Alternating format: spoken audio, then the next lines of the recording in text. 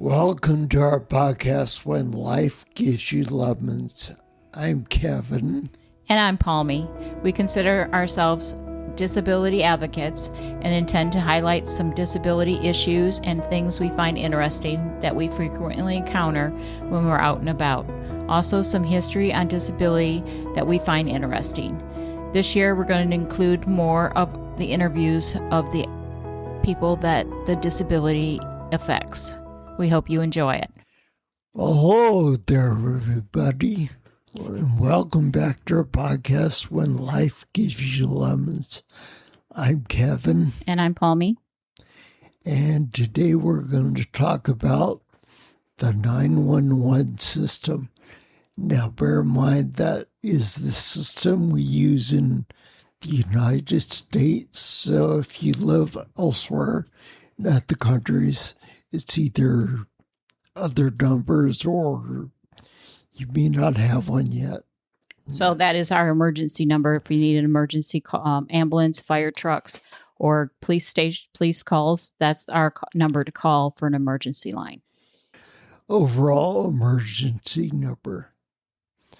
So imagine, if you will, back before we had an emergency number, and this actually happened to me being out in a somewhat rural area.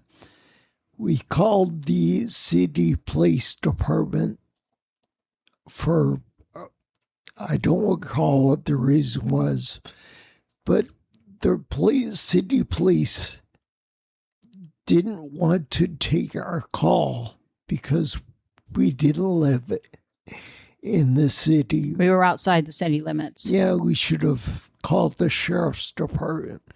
Because we were within the county limits. And they told us no number of how to get a hold of the sheriff's department. So, like, half hour went by and we called them again. Then you find the lowdown that, they don't want to respond because we're not in the city limits. So that's what you would have had happen prior to the early 60s. Right. And if I'm not mistaken, you didn't live in the city either, did you? I lived in the country. So you probably had similar experiences, or at least were aware that was the circumstance. Yeah, I was so young, I don't think we ever called, but yeah. Yeah, I remember during, even when Rose was young, the magnetic thing where you fill out emergency phone numbers. Mm-hmm. You fill out the police department, the hospital, the, whoever else would be on it, the fire department, etc. And it was always 911 first, though, on that magnetic board. For Rose, perhaps, but yeah. We had one of those at my house. 911 was not an option. When you were younger? Yeah. Yeah. You were born in 1960. Yeah. I was born in 1965. So I think I've always known 911. But you're right. It was confusing.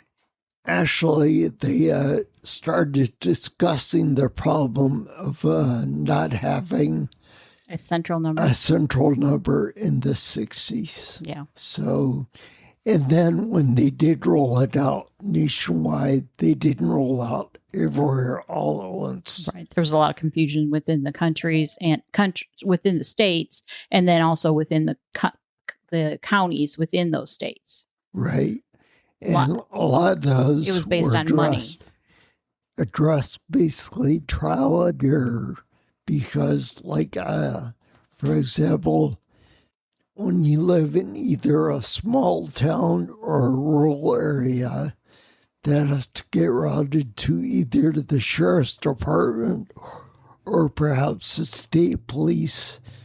It's, there's going to be some hiccups before you get all those who gets what automatically bound out. Like, if you work in a small police department for a small town, you might get some misdirected. They should be county based on the fact that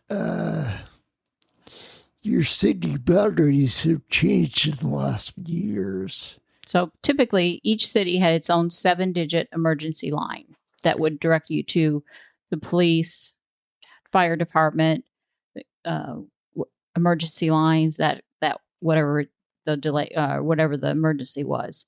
And so because of that, there was a lot of confusion, public confusion, which then caused delays of getting help.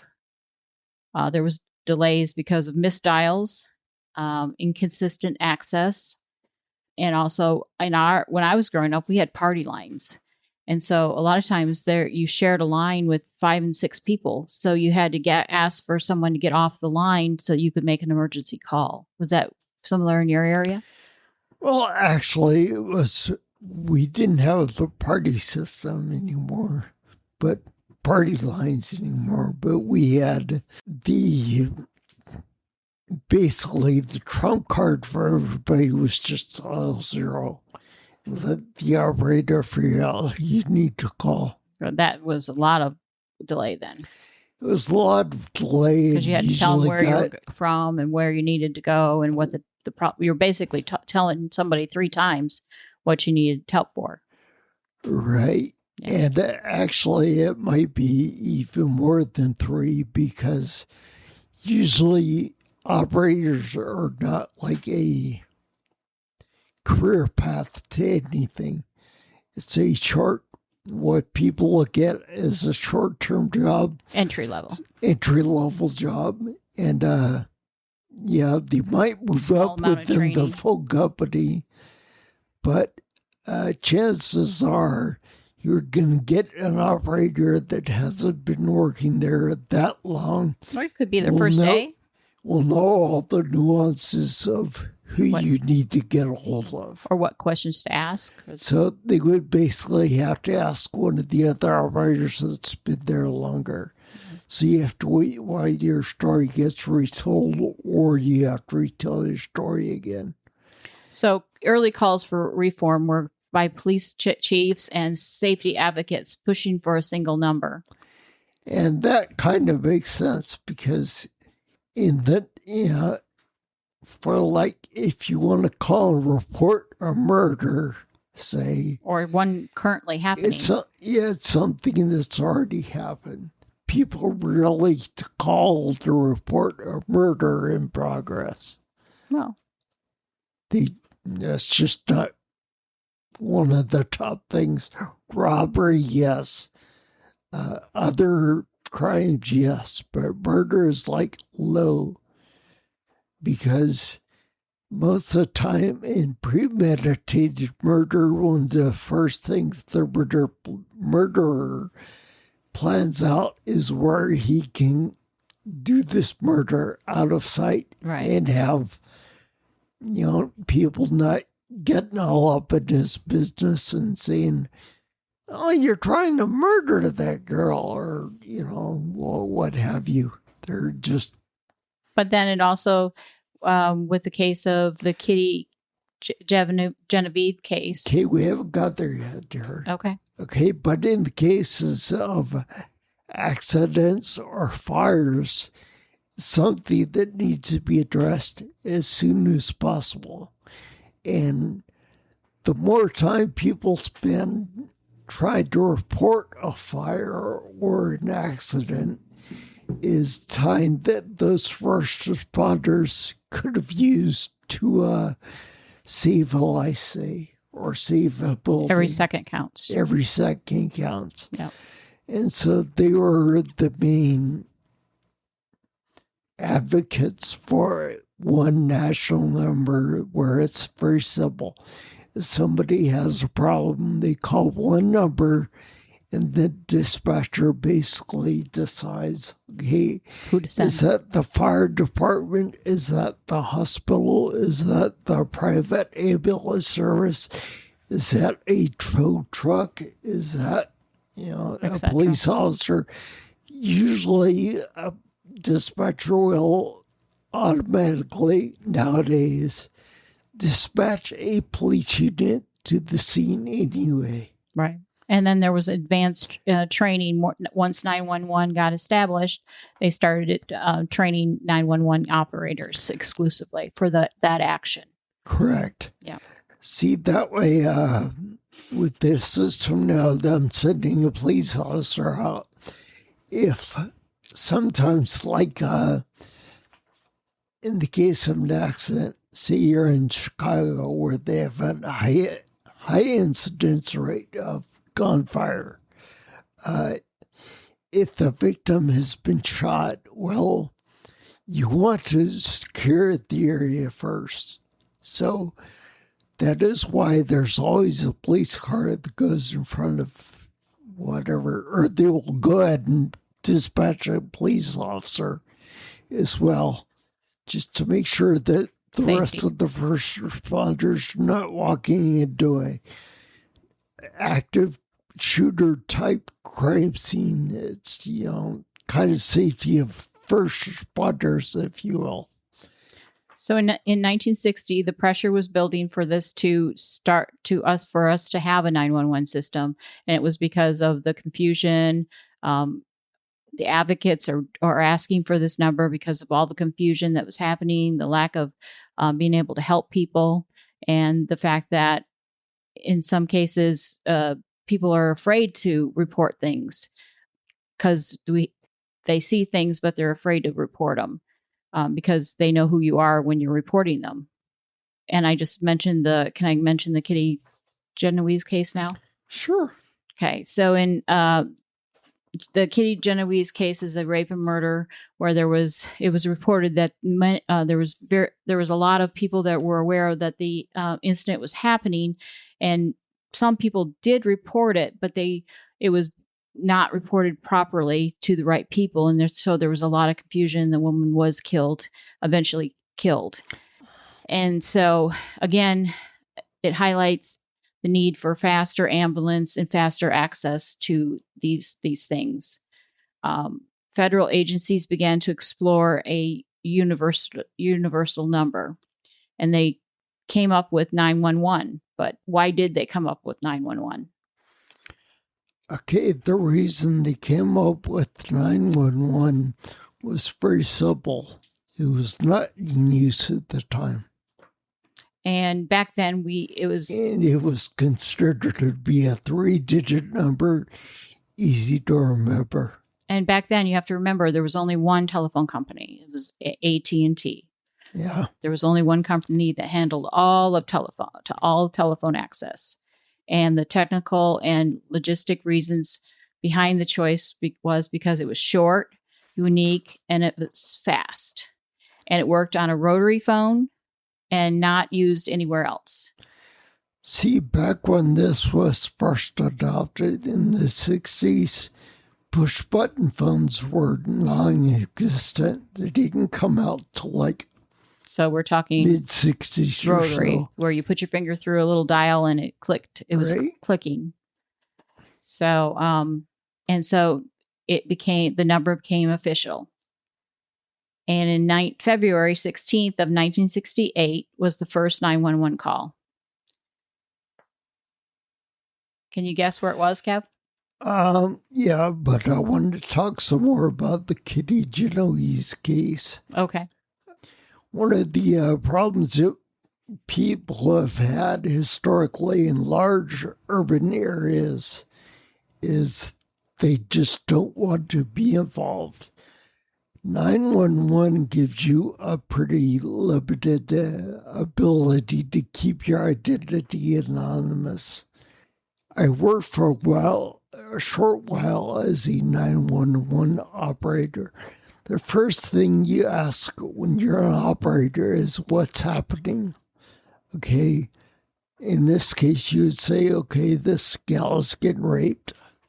Okay, well, obviously you want police for that. Later on, it was, I believe she was injured. So you wanted EMS to respond also. But, that's if you're you want the getting location probably phone calls. first. Yeah, but what I'm saying is, okay, you ask for location, who's involved, descriptions, if you don't know the names, etc. for whoever's responding to the call, they know where to go and who's involved in what they did interject themselves into. And 911, once you've got like the details of what the responder needs to know, that's when you start asking, okay, verify your phone number. What's your name again? And Because you'll need at that point, if you're one of those people that just don't want to be involved, you say, I just want to report this. I don't want to be involved. I want to remain anonymous. And you hang up. And the display on the 911 operator will tell where that call is from. During that time and date, we're probably talking phone calls from phone booths or perhaps a landline. But cell phones were not a thing yet. So nowadays, I think you have a little bit less leeway with because investigators will have access to 911 logs, which had the phone number and would have that mobile number if that's what you're using. But if you're using a publicly accessible phone, it's kind of luck of their draw whether or not they can identify you. Well, I think they still honor it, though. If you say you want to be anonymous, they still honor that, don't they? Yeah, but a lot of people nowadays don't go through I'd like to remain anonymous. They just hang up. Okay. So it's like, okay, since they never expressed its desire, let's get the investigators to interview whoever this was and find out what the deal is, what they were calling such. Hopefully, the fact they want to remain anonymous will play into it later after they've got the information they need, i.e. finding out what was going on, how it started, timelines, etc. Okay. Getting back to the first 911 call, it was in Haleyville, Alabama. It was a historical moment, and it spread very quickly after that. The second system launched days later in Nome, Alaska, which makes a lot of sense because I imagine communication in Nome, Alaska is hard. Yeah, especially when you consider that probably lack of people, lack of communications. As a city, it's not extremely big, but that would have a lot of people that call Nome to get hold of police because people that are near Nome would not know to call a sheriff or a state police organization. Right. So the nationwide expansion was between 1970 and 1999. It was a slow adaptation from city to city. It rolled out in the enhanced 911, which means an automatic number and location identification. That was during that time. Canada joined 911 and became the North American standard. So both 911 is shared by America and Canada. I didn't know that. I didn't either.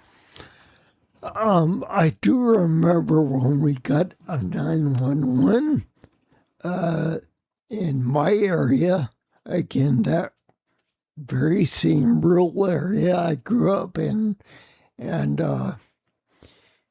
it was kind of funny because, like, beforehand, okay, this is another pre-911 story. You had to actually get people directions to your house because we didn't have, living out the rural areas, you don't really have an address, so to speak, or roads are not marked very well. So you would say something like, go down this road, which would have a name posted, and then take the third dirt road on your right and follow it all the way to the end. That's how you would give directions to my house. Then you describe the house, and it's a white house. It's got green trim. And no other houses on that street, dirt road, would have white with green trim. Just, they didn't, sorry. Yeah. They had different color schemes going on. During the digital era, the next generation of 911 was the NG 911, and it transitioned to IP-based systems. Text to 911, critical for accessibility and safety. Photos, videos, and real-time data was included. How modern dispatch centers operate, like what you were at in Florida. You did the 911 in Florida, right? Yeah, but I wouldn't call it a modern dispatch center. Well, modern to what it was prior to that, I assume, was what they're saying.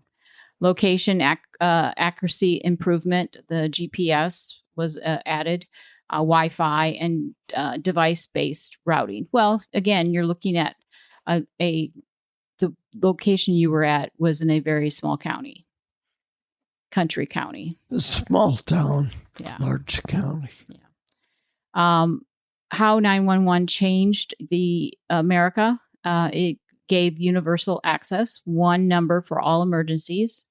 It increased faster response times, standardized dispatching. Calling 911 became part of the American life.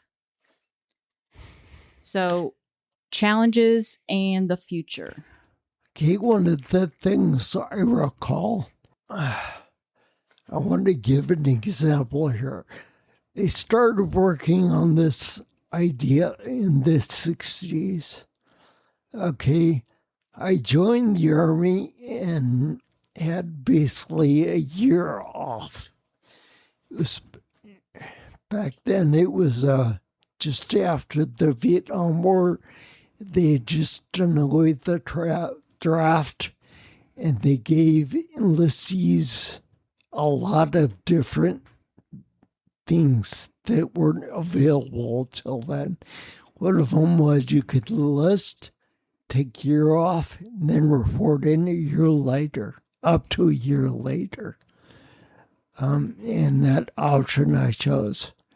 But it wasn't until right before I left for the Army in 1979 that we got 911, because we had to change our address. It was no longer World War I Box H. It was, whatever's an address number, like 2345 County Road or something like that. Yeah. It was something like that. And with an actual zip code, because I think the zip codes came in at the same time as 911. I think that came together. No. Where I was, they came out. Again, that might have been a place-by-place rollout thing where everybody didn't do it at once. But we had a zip code because I had a hard time memorizing that as a kid. I don't remember now that you said that, but I remember we had to change ours too. I still remember it. I had to work really hard at it.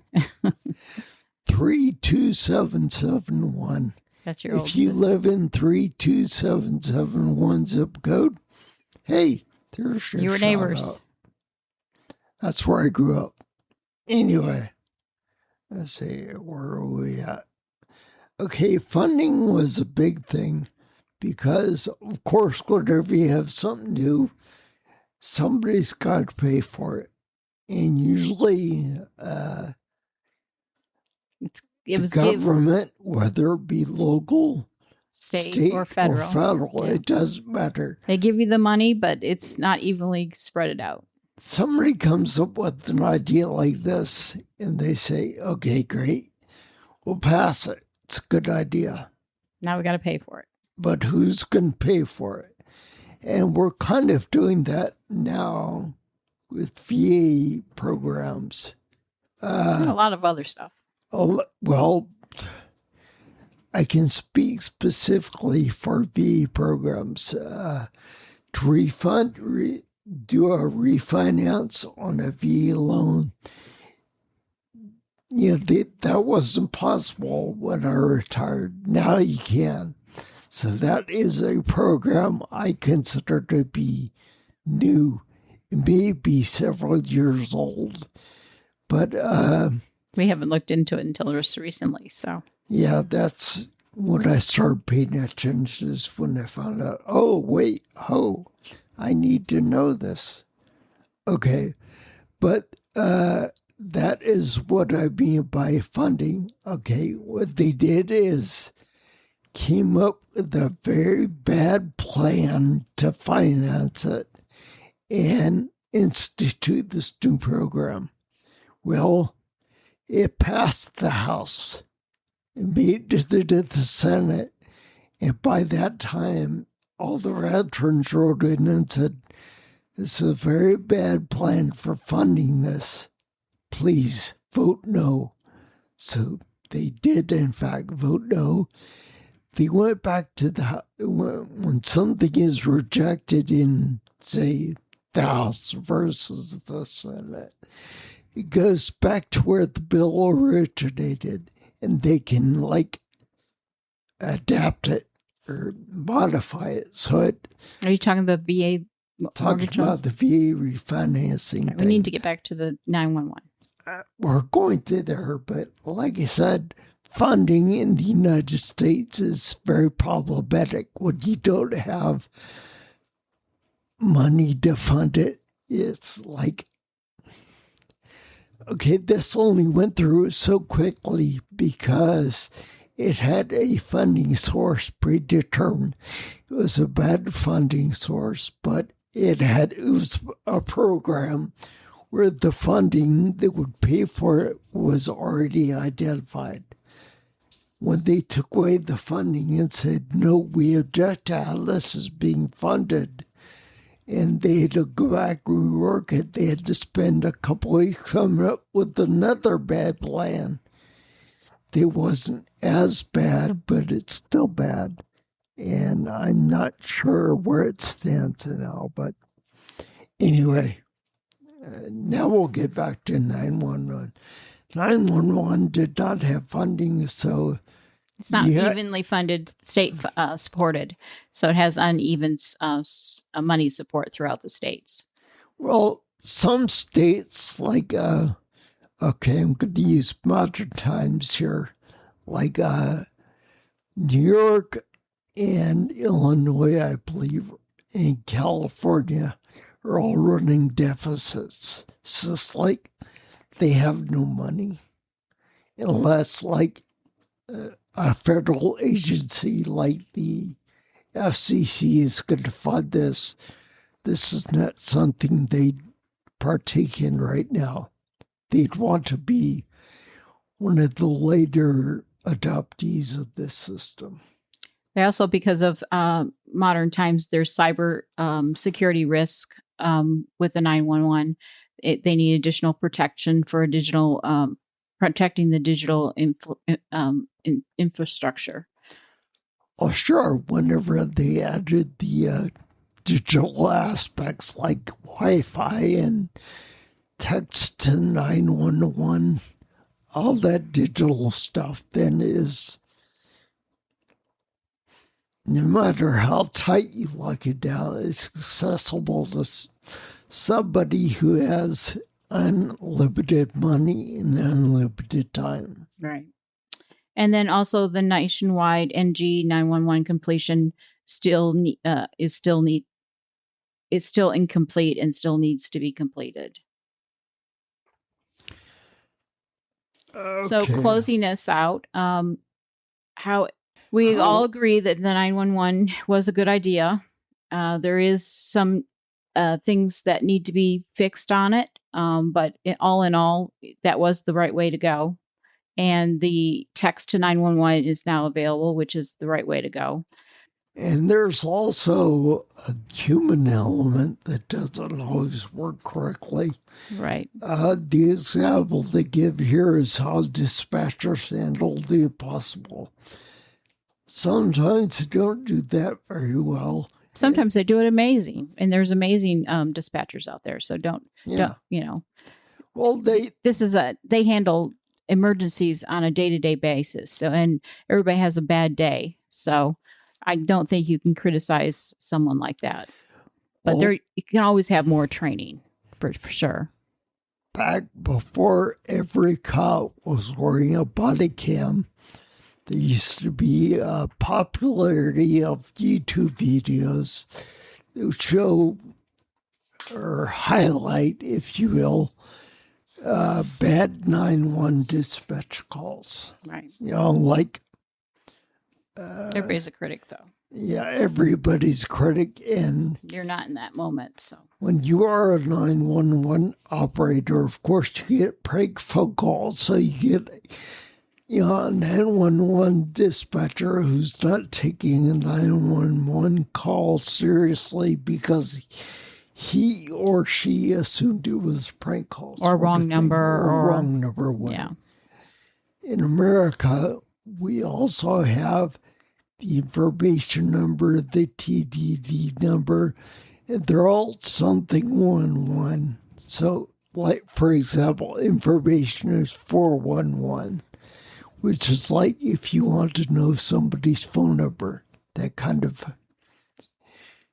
We used to have what was called a phone book. And there's kids that do just prank call and do prank calls, yeah. And they don't realize their address prints out on 911. Right. But hey, that's all part of growing up. They learned a lesson from a cop who shows up later on. Yeah. All right. So do we have any housekeeping this podcast? We kind of do.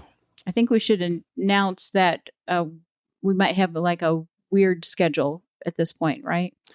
Well, we might. We've had some family illness, family deaths, and we apologized in advance if our podcast schedule gets interrupted, but that's not always the highest priority we got to deal with.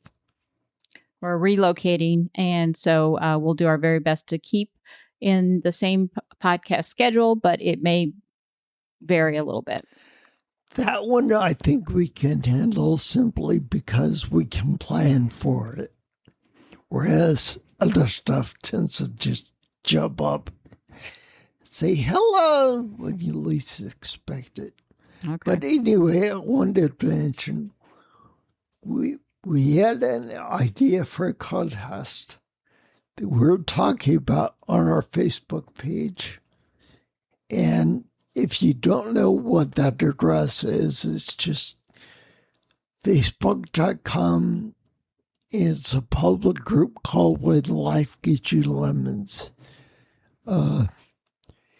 The idea was to take a concept car here, something at the stage for artists and digital creators, to design a wheelchair that is Batman themed. Something everybody can kind of relate to. I realize all disabilities are not utilizing wheelchairs, but usually there's a universal layman compatible symbol for disability. It involves a wheelchair. So I wanted to take the most common disabled thing that we could, digitally or artistically manipulate and make it into a Batman themed thing, which is, now for clarity, I'm going to say this. I think the Facebook group already understands this. We're not talking reality. If you only have a machine gun button on your, some control panel or whatever, or spraying gas or oil like James Bond cars used to, that's fine. But you need to make it so that the user maybe make an operating manual is the second page that details what the buttons do if they're like recessed into something or not really apparent, or it just looks cheesy in your opinion to put it on the diagram of the wheelchair. If you have buttons or hidden features on there or features that don't stand out well, make sure you put a description of those in addition to your artwork, if you will. Okay, so the challenge. Right now, the challenge is for art for digital creation, either a digital picture or if you don't have a digital creation in your resume, or it's not something you feel comfortable with, Draw it. Draw it. If you draw it, that's great. And submit it? Yeah. Is there a timeline? Well, first off, let's talk about how you submit things. Okay, the digital stuff could obviously go via email. Go to our website, you get in. Both Pommy and I have email addresses listed there.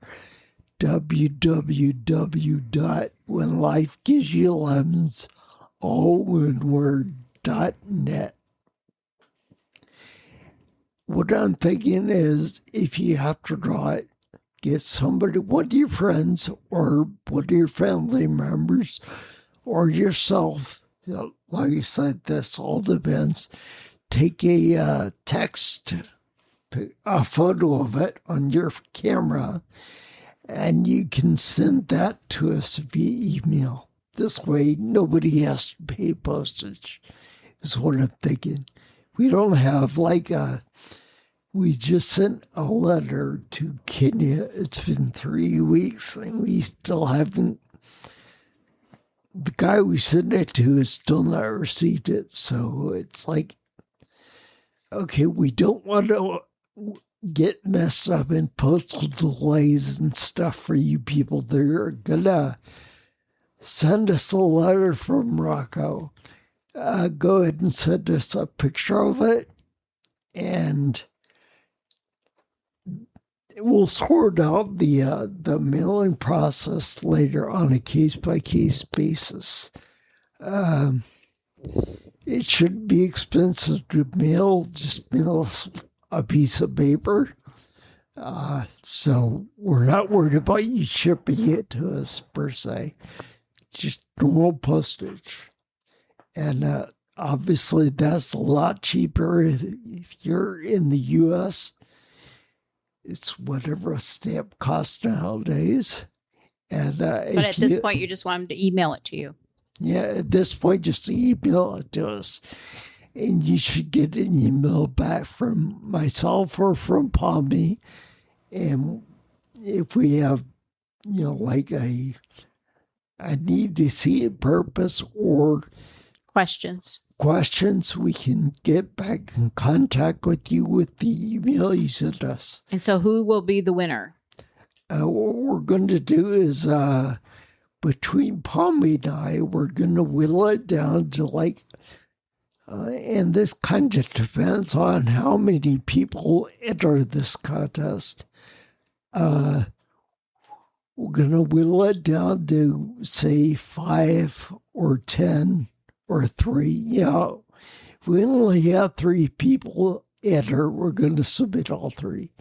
If we have 5 people enter, we're going to submit all 5. If we have 500 people enter, we're going to whittle it down to 10. And then I'll post those pictures on Facebook, and the Facebook users can vote on it. We'll post it as a poll, so you can see the progress. pictures ahead of somebody else's picture, all that stuff if you want to. It will have like a, I don't know, say a 2 or 3 week period to vote on it so you don't have to rush over there and get on the page. Well, that sounds fair to you, Pawn. Yep. What's the price? Oh, I haven't really come up with a price. Okay. Next podcast, we'll come up with a price. We'll give it a think. And next podcast, we'll try to come up with a... Start thinking up your design. You can always recommend a price, too. We're not offended in any way by that. But we are limited on money. Just bear in mind the prices will be cheap. All right. So when life gives you lemons, make lemonade. bye now. See you next time.